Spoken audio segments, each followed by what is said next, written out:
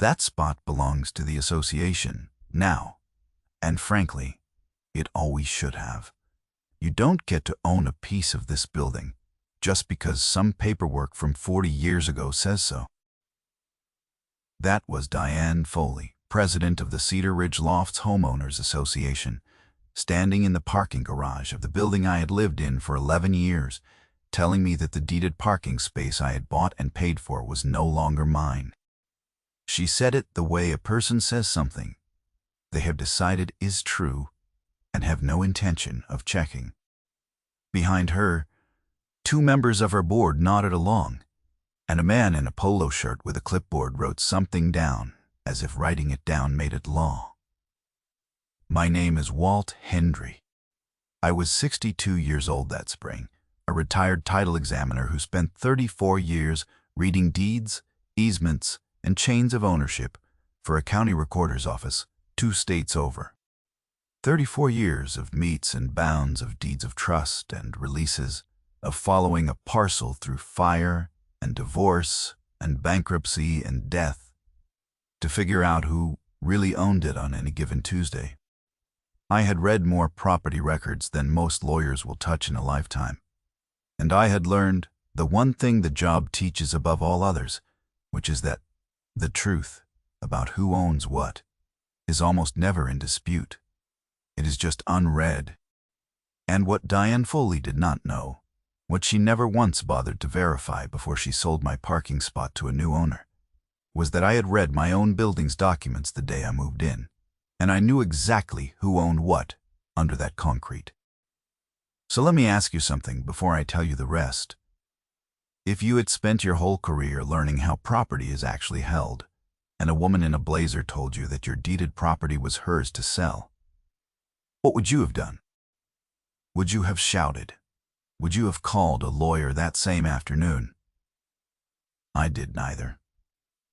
I went home, and I opened a folder I had been keeping for 11 years. I should back up and tell you how I got there, because the spot was never just a spot to me, and the building was never just a building. I bought Unit 4C at Cedar Ridge Lofts the year after my wife Carol passed. We had talked for years about downsizing into something with no yard to mow and no gutters to clean, somewhere we could lock the door and travel for a month without worrying about a frozen pipe. She used to draw little floor plans on the backs of envelopes, kitchens with islands, a reading nook by a tall window. We never got the chance to do it together. She got sick the spring we were going to start looking, and she was gone by the following winter. After the house felt too big and too quiet, after I'd walked through every empty room enough times to know I could not stay, I sold it and moved into the lofts because it was the kind of place we had pictured, even if I was walking through the door alone. The unit had one of those tall warehouse windows Carol would have loved, north light all afternoon, and the first thing I unpacked was the box of her envelopes with the floor plans on them. I kept them in a drawer. I am telling you this so you understand that the building was not an investment to me, and the parking space was not a line item. It was the last decision Carol and I made together, even if I was the only one who got to act on it, and I was not going to let anyone with a clipboard tell me which parts of it were really mine. Cedar Ridge was an old textile warehouse that a developer had converted into 31 residential units back in the early 80s. Brick walls, tall windows, exposed beams, the works. Attached to it, sharing one wall, was a 2-level parking structure that had been built at the same time. 31 units, and the garage had been laid out with a specific number of deeded spaces sold off individually, plus a band of common visitor spaces the association controlled. That distinction mattered more than anyone living there understood, and I understood it the first week. When I closed on 4C, my deed conveyed the unit, and one thing more. Parking space number 19, not a license to use it. Not a permit the board granted me. A separately deeded parcel described by meets and bounds in the original condominium declaration, conveyed to me in the same instrument that conveyed my home. I owned that rectangle of concrete the same way I own my kitchen. I knew this because reading it was reflex. The morning after I got my keys, I sat at my new counter with a cup of coffee and read the full declaration, the plat, and my deed the way another man might read the sports page. Space 19, deeded. I remember thinking it was a clean little document, well drafted for its era, and I filed my copy in a manila folder labeled with the unit number and the date. I had a folder like that for every property I had ever owned. Carol used to tease me about it. She called it my paper religion. For the first 8 years, none of it mattered. I parked in 19. I waved at neighbors. I served one quiet term on the landscaping committee. And life went on. Then Diane Foley got elected president, and the building changed. Diane and her husband Rob had bought 2 units on the top floor and knocked them together. Rob Foley ran a regional development company, the kind that buys tired buildings and flips them into something glossier. I did not know that yet. What I knew at first was only that the new president liked meetings, liked rules, and liked the word jurisdiction. She used it constantly.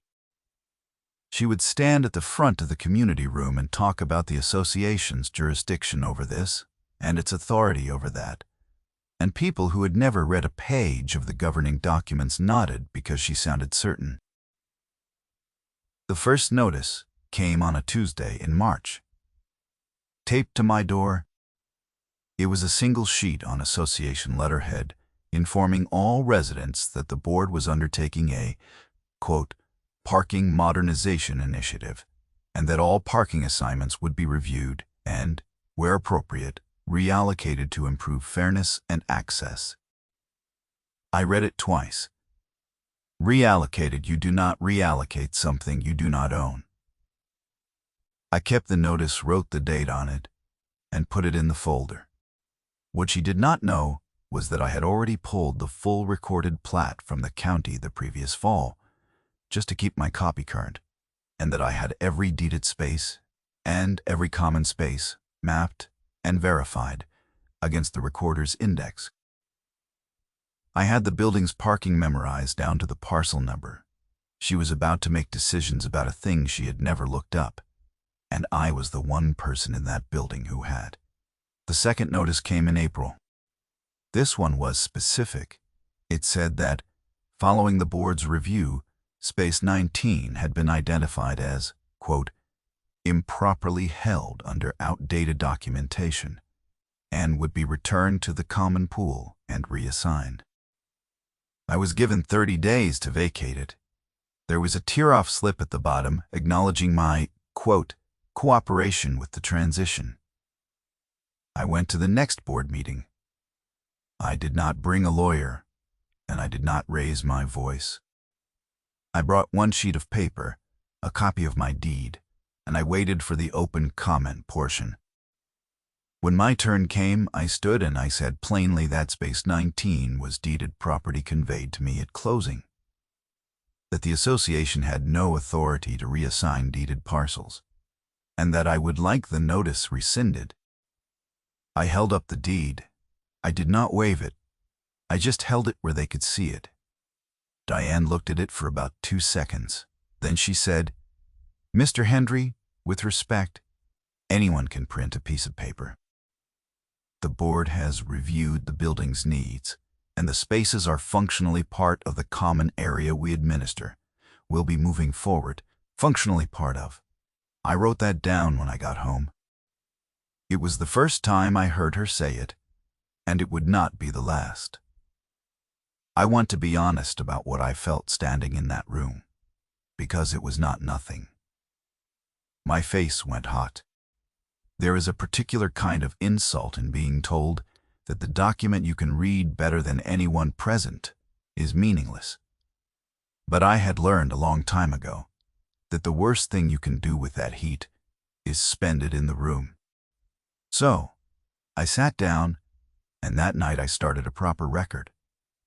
A legal pad with a running log, date, time, who said what was handed to whom.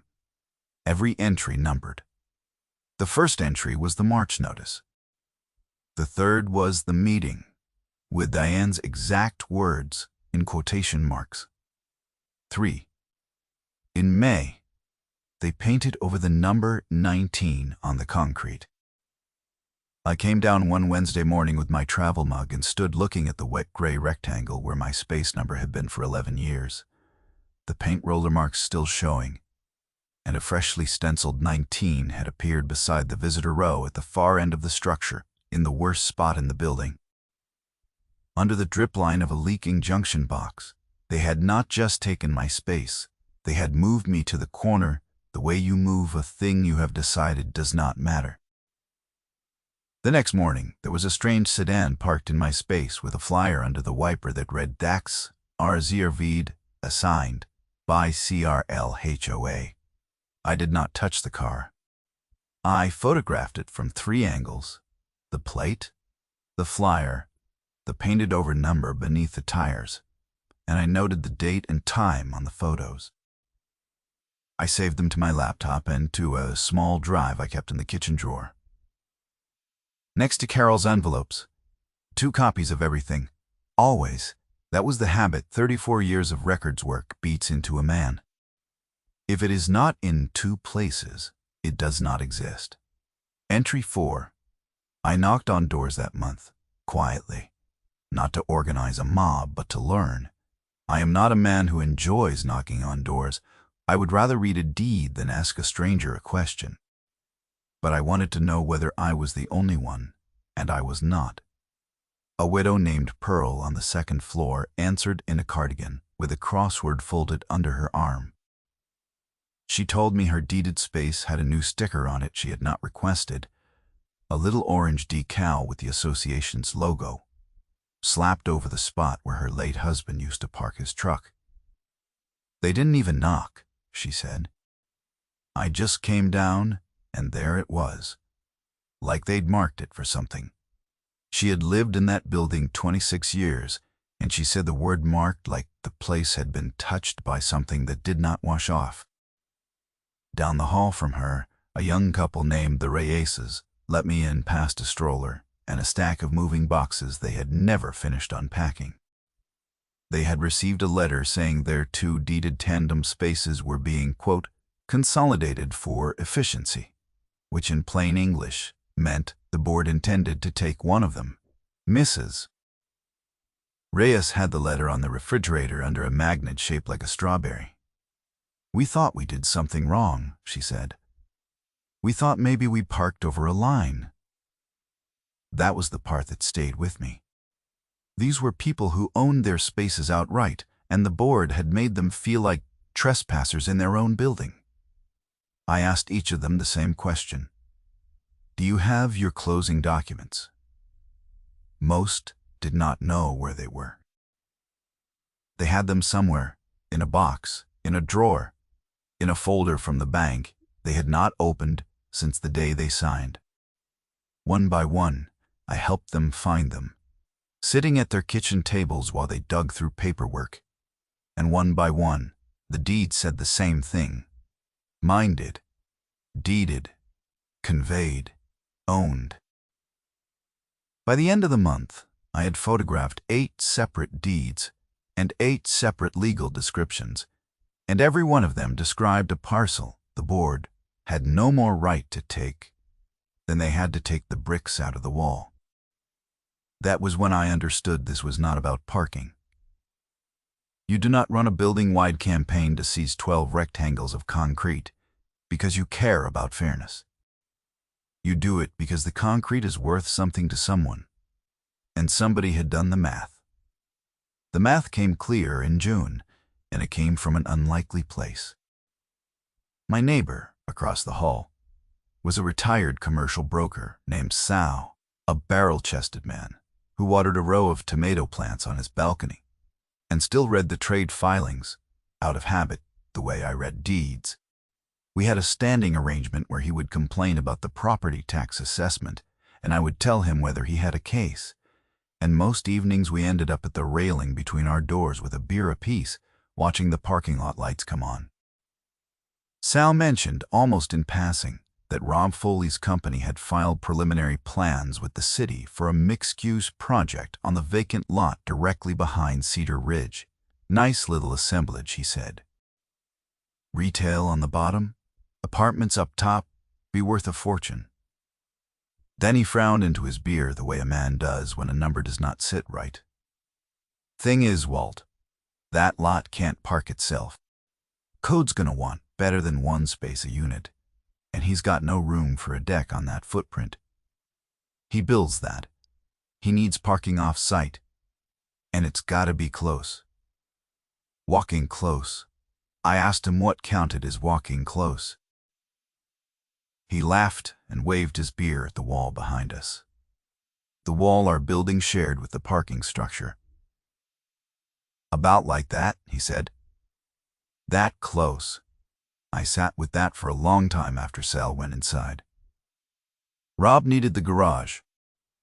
Diane controlled the board, and the 12 of us with deeds were standing on the one thing that made his numbers work. A project that could not meet its parking requirement on its own footprint. A block of structured parking within a short walk, sharing one wall, holding 12 deeded spaces that, if they could be quietly converted to common area, the association could then lease in bulk to exactly one tenant who happened to be married to the president. The Parking Modernization Initiative was a land assemblage wearing a clipboard. I did not tell anyone what I had figured out. I wrote it in the log entry 7, and I underlined nothing. Because underlining is for people who are trying to convince themselves. I just kept building the file. Through the summer, the escalations came in steps, and I counted every one. In July, they sent a formal fine slid under my door in a windowed envelope that looked like a utility bill. $200 for, quote, unauthorized use of a reassigned common space, meaning my own deeded space that I had parked in for 11 years. The same rectangle of concrete my deed described by meets and bounds. I read it standing in my own doorway, and I felt the old heat come up the back of my neck. I did not pay it. I did not call anyone to argue about it. I dated it, photographed it, and filed it. Entry 8. A fine you do not pay and do document is not a cost. It is evidence, and they were handing me a fresh piece of it every month, with their own signature on the bottom. In August, the fine doubled, and a second letter threatened a lien against Unit 4C if the, quote, accrued penalties were not satisfied. A lien against my home over a space I owned. Entry 9, and that one I read 3 times, because a threatened lien is the moment nuisance becomes a legal matter, and I wanted to be sure I had it exactly right. I went to the August meeting. Same room, same folding chairs, same blazer, same word. The community room smelled like the coffee urn nobody ever cleaned, and the carpet held the heat of the day. When I raised the lien threat during open comments, standing with my one sheet of paper, Diane smiled the way people smile when they think the meeting is theirs and the outcome is already written. "Mr. Hendry," she said, leaning into the microphone she did not need in a room that small. "I understand you used to work in records somewhere." She said it the way you would say someone used to fix shoes. "But this association has counsel, and our counsel agrees these spaces are functionally part of the common element. If you want to keep fighting paperwork with paperwork, that's your right. It's also expensive for you." A couple of board members chuckled. That was the second time in a second setting, in front of the whole room, that she told me my deed was nothing. I wrote it down that night, word for word in quotation marks. The board's attorney, a young man named Pruitt, who clearly billed by the hour and spent the meeting looking at his phone, said nothing to correct her, which told me he had either not read the declaration or had read it and decided his client paid better than the truth. I did not hold it against him as much as you might think. A man who reads documents for a living learns that most people never read the one that matters. I had simply stopped being most people a long time ago. I met a sheriff's deputy that month too, though not the way you might think. After I refused to vacate, Diane filed a complaint claiming I was trespassing in a common area and harassing the board. A deputy named Ortiz came to my door on a Saturday morning, polite and tired, hat in his hand, and explained that when a complaint is filed, he has to follow up on it whether or not it has merit. That is how it works, he said. Somebody calls, he comes out, he writes it down. I told him I understood, and I meant it, because a man doing a job he is required to do is not my enemy. I made him coffee. He stood in my kitchen turning the mug in his hands while I laid 3 things on the counter in front of him. The deed first. Then the recorded plat from the county, with space 19 circled in the recorder's own index. Then the running log, 8 months of it by then, every entry dated and numbered. I watched his posture change as he read. There's a particular thing that happens to a man's shoulders when something he was told to treat as a gray area turns out to be black and white. They drop. He read the legal description twice, and then he looked up at me and said, "This is your space. This says this is your space." "It does," I said. He could not rule on a property dispute, he told me, setting the deed down carefully like it might tear. That was for the courts or the recorder, not for a deputy with a clipboard of his own. He wrote in his report that the resident produced a recorded deed to the space in question, and he told me, almost apologetically, that if I wanted this to stop, I would need to make the documentation undeniable to someone with the authority to act on it. "Build the pattern," he said, pulling his hat back on at the door. "Keep doing what you're doing. Get it in front of the right desk and this goes away." I thanked him and watched his cruiser pull out of the visitor row. I already knew which desk. I had spent 34 years on the other side of it. Here's the thing I had not told anyone. The thing I had been turning over since June. The board wanted to convert deeded spaces to common area, so the association could control and lease them. Under the declaration, common elements and the spaces themselves were not the only thing in play. The entire parking structure sat on a separately described parcel, and that parcel had a feature buried in the original developer financing that almost nobody alive remembered.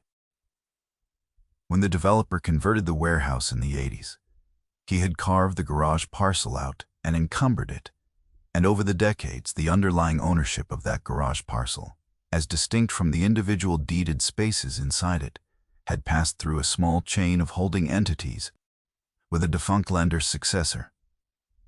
The association had been administering the common spaces for years by habit.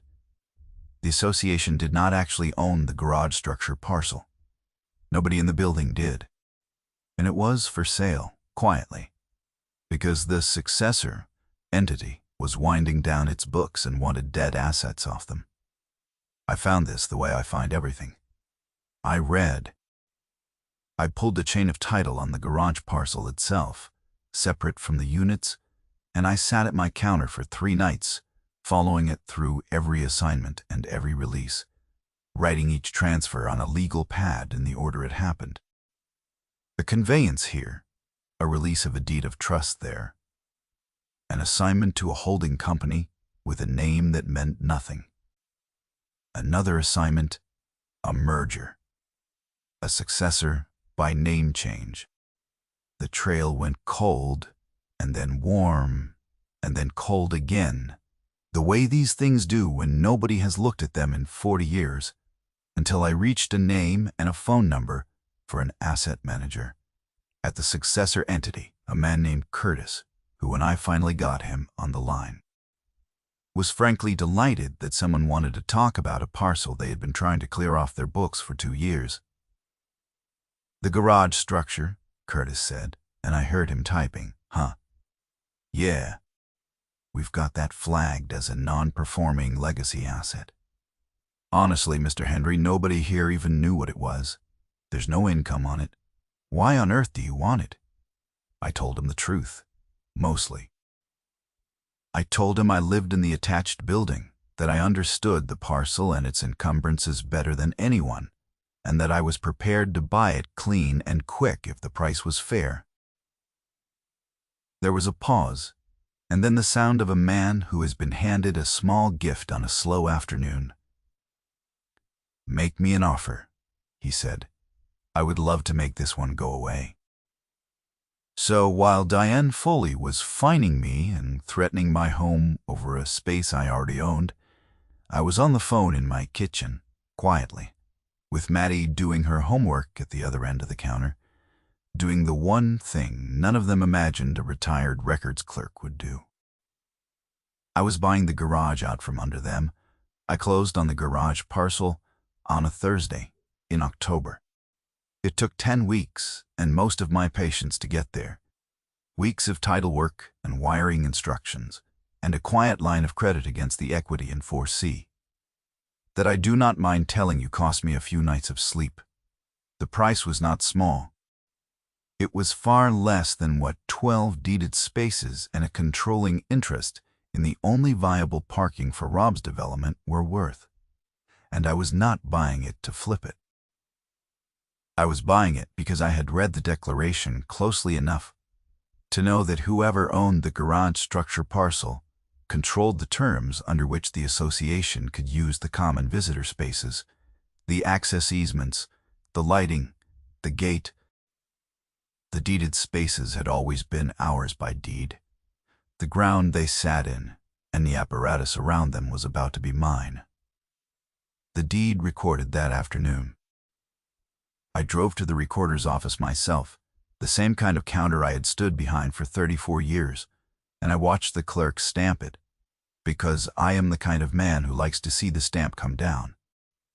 The clerk was a young woman who did not know me from anyone, and she slid the recorded copy back across the counter with a flat, "Here you go, have a good one," and never knew she had just handed me the end of an 8-month argument. Then I went home, made a copy, and put the original in the folder. 11 years of folders, and this was the one that ended it. I did not announce it. I wanted Diane to commit all the way to the position she could not defend, and she did not disappoint me. It said the lien against Unit 4C had been formally placed, that Space 19 and the 11 other, quote, recovered spaces were now under association control, and that the board had executed a master lease of the structured parking to an outside commercial tenant effective the first of the year. They had leased my garage. They had signed a lease on a building they did not own to Rob Foley's development company for the parking his project could not exist without. It was all there in one letter, signed by Diane as president. Entry 19. I had been keeping that running log for 8 months, and the count had reached 19 on its own, which is a number I will never forget, because it is the same as the space they started all this to take. Huh?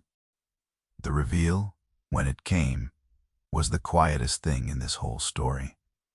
The board had scheduled a special meeting in the community room in early November to ratify the master lease and present it to the residents as a done deal. Rob Foley came to that one.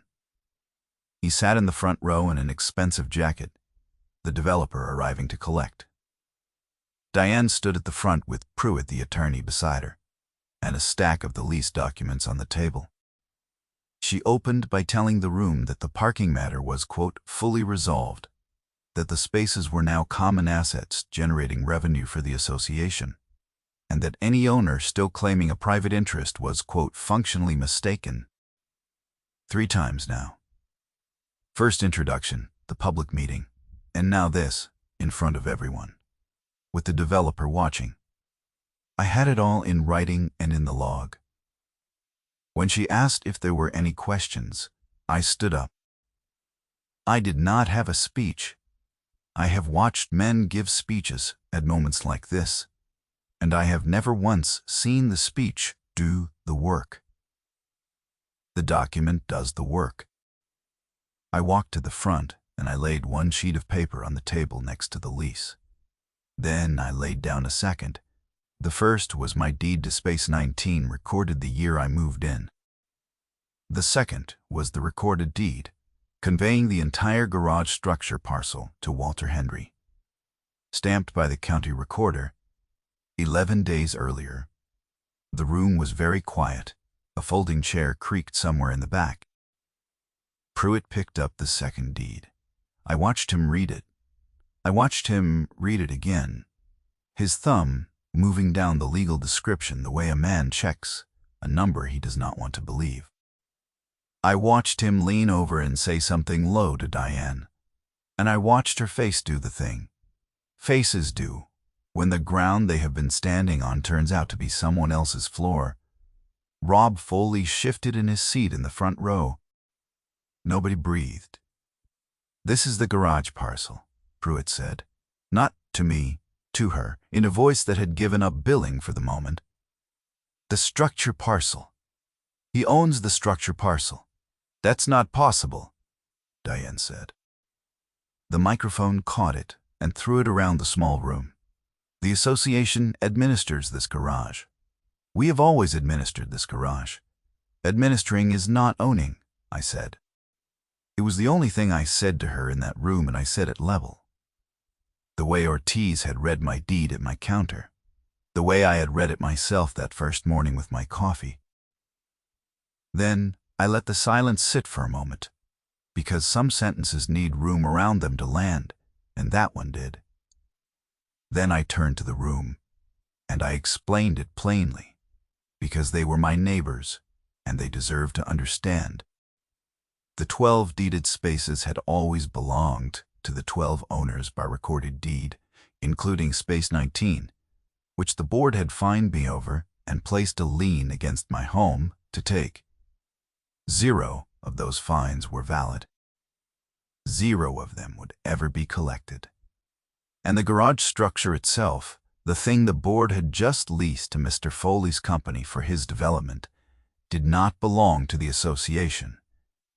It belonged to me. The lease they were about to ratify was a lease of my property, signed by people with no authority to sign it. Rob Foley stood up in the front row. He looked at his wife, and then he looked at me. And for the first time in this whole story, somebody from that side of the table understood exactly what had happened. His project needed this garage.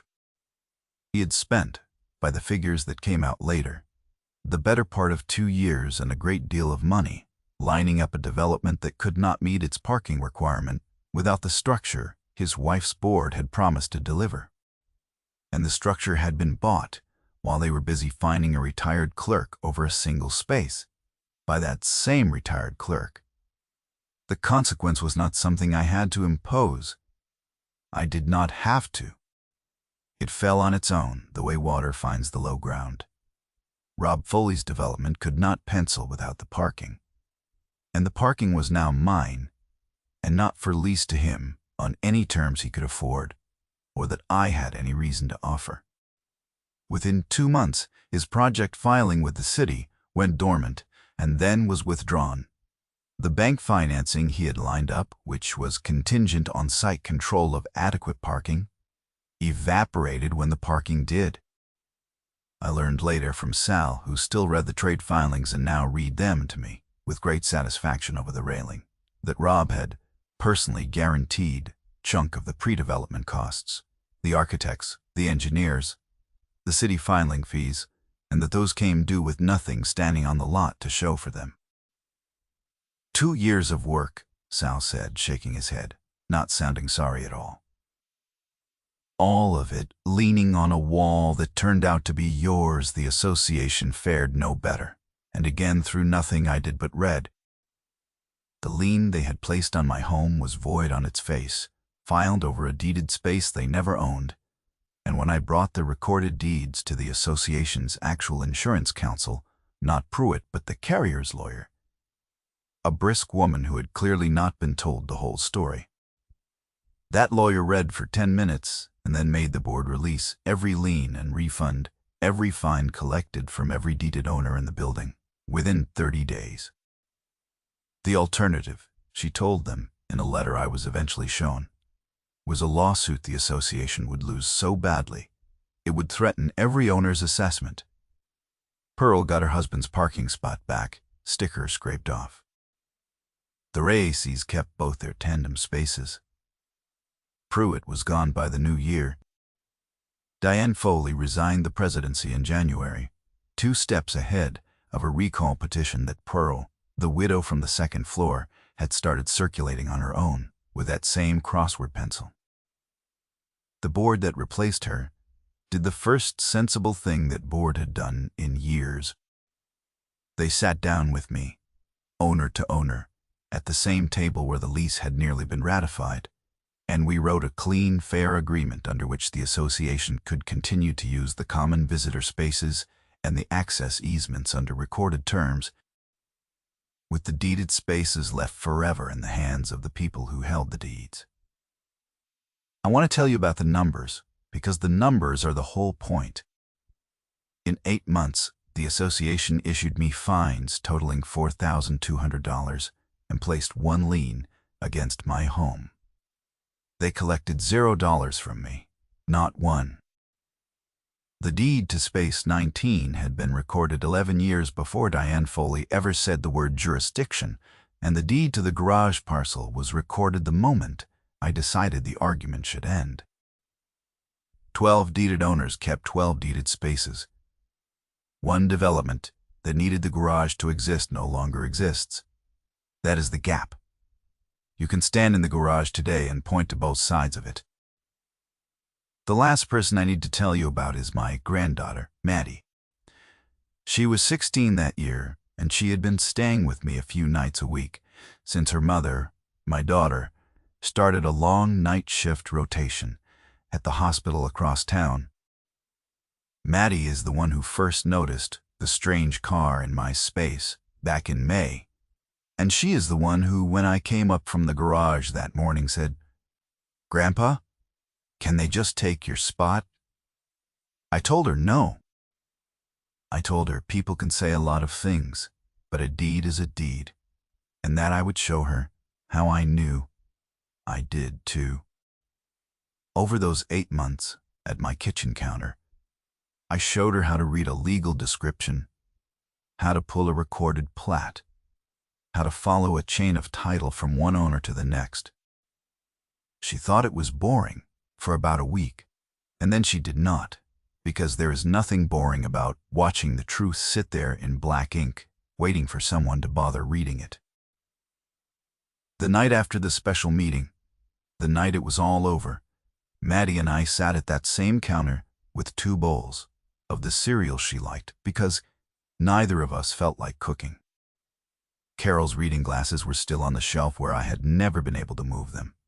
Maddie asked me if I had been scared, with the lien and all, that I might lose the place.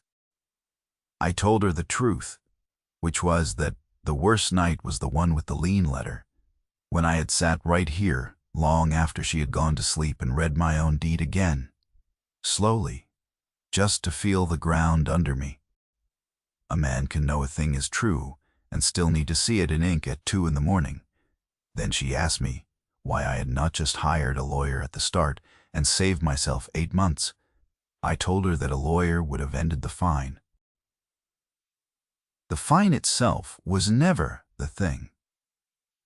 The thing was that a person had decided that the documents did not matter, that ownership was whatever the loudest, best-dressed person in the room said it was. And the only way to answer that, the only answer that actually holds, is the document itself, recorded, stamped, and laid on the table where everyone can see it. You do not beat a clipboard with a louder voice. You beat it with the deed it never read.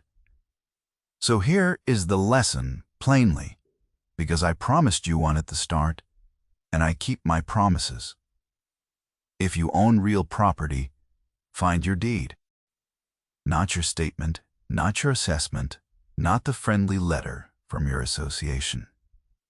The deed. Read the legal description and understand exactly what was conveyed to you, because deeded property and licensed property are not the same thing. And a great many people who think they have one actually have the other. If you own a condo or live under an association, read the declaration and the recorded plat, and learn the line between what you own and what the association merely administers, because that line is where every one of these fights is won or lost. Keep a folder. Date everything. When a notice arrives, photograph it, log it, and file it. And never overreach with anger when you can answer it with a record. Pull the chain of title on the things that matter to you, because the most important fact in a property dispute is very often the one nobody has bothered to look up in 40 years. And know the difference between administering a thing and owning it. The whole of my story fits in that difference. If you have ever had an association, a board, or a clipboard and letterhead authority tell you that your property is functionally theirs, I would like to hear what happened. Tell me in the comments. If this kind of story is what you come here for, the calm kind, the kind that ends with a stamp instead of a shout, subscribe and stay with me. Next time, I will tell you about the man who was told by his lake association that the dock his grandfather built was an unpermitted encroachment they intended to remove, and what he found when he pulled the original 1948 shoreline survey that the association had never once read. Until then, read your deed.